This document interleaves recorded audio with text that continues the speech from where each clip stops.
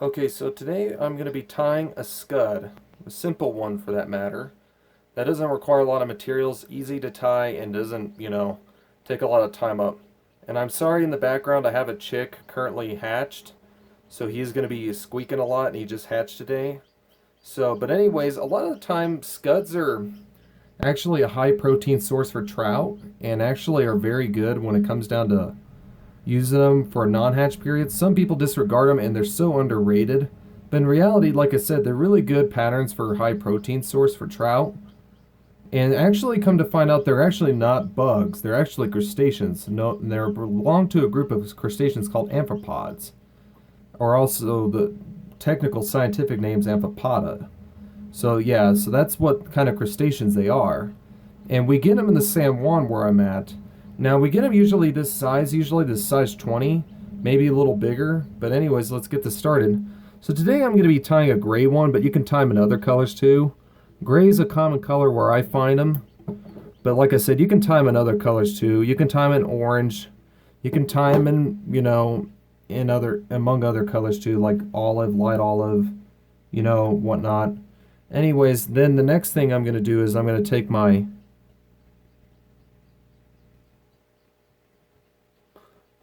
wire, and I take extra small wires when I'm using UTC 70 denier small wire.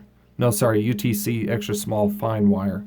Basically, you want that fine wire on this small of a hook. But if you're tying a little larger, you can go with small too. That'll also work, just according to what you're tying. And what I next tied in was what I call Swiss straw. Now, scudback is one thing you can use, yes, but the problem is with scudback is it is a little more harder to use, a little more harder to tie in, and I think this stuff is a good shellback as well. Makes a good lifelike shellback just like the scudback. It's a good alternative, and it's a cheaper material in my opinion, and it still works quite well, and it's easier to tie in. But anyways, then what I like using is I like using a dubbing noodle on these. I tie in a little bit of this pearl color. For these gray scuds like I'm doing, I like tying a pearl color. Wapsi South Scud dubbing is what I use. It works quite well. It's very simple to tie in. Doesn't require a lot of, and it's very buggy, and I like it. I like it a lot. And it makes a really good scud dubbing because it makes a little more natural look than some of the other brands out there. I kind of like it better. Then it's a little cheaper. I know that cheap is a little bit kind of the thing nowadays, so that's why I'm kind of showing this.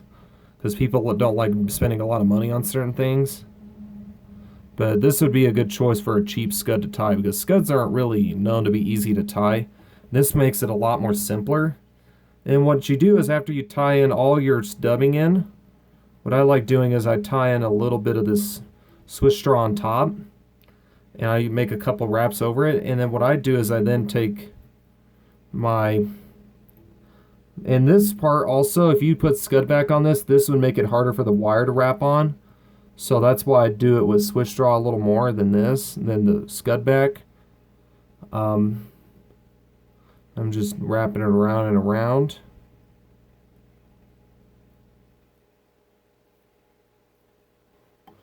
And I'm just going to break off my, got a little bit of a, try to get that out of there. A little bit of a deal there. A little bit of my wire still left. That sometimes happens. Why that didn't break off. There we go. So then when that happens, what I do is I take my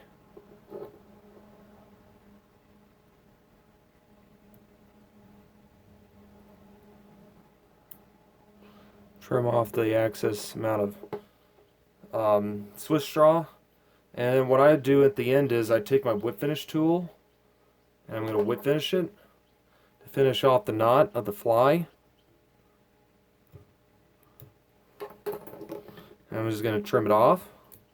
Now as a final step, I like using a little bit of, I use my bodkin or a brush to kind of tease out these little fibers to make little legs. Kind of like what I'm doing here.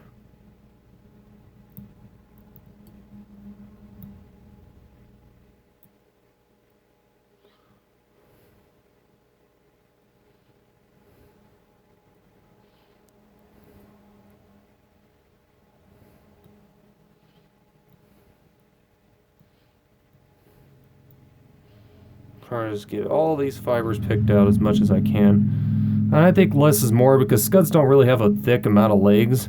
And the other thing when you tie scuds, some guys like tying them fat. I don't like tying them fat because scuds are supposed to be skinny, not fat. So whenever you see people tying them fat, that's wrong. I disagree with that entirely. So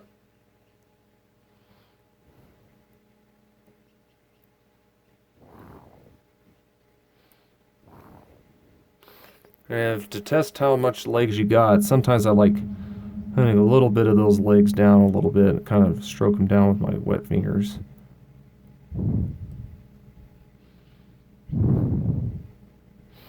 And what I do is, if there's a little fiber, and this is driving me nuts, there's a little fiber in the front sticking out like a sore thumb. This is driving me nuts.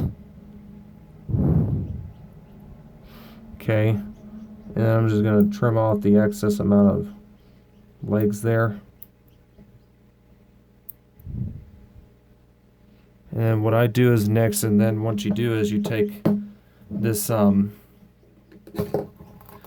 what as a final step, like I do, is I know some people don't do this, but I take a flexible adhesive such as a Soft-X or Dave's Flex Cement, basically some flexible head cement is what you want. I put it on the back of the scud, kind of make that more, you know, glisten kind of a little bit, and it helps hold it in a little better too than if I were just to make it bare. But yep, that's it. That's how you tie scud. A very simple little pattern, like a variant or whatever you call it, you know, that I do. That's very simple to do, and it doesn't require a lot of material and time. Because a lot of those scud patterns tend to be very difficult to tie, and they're notorious for that. But yeah, that's how you tie the scud. Thanks, guys.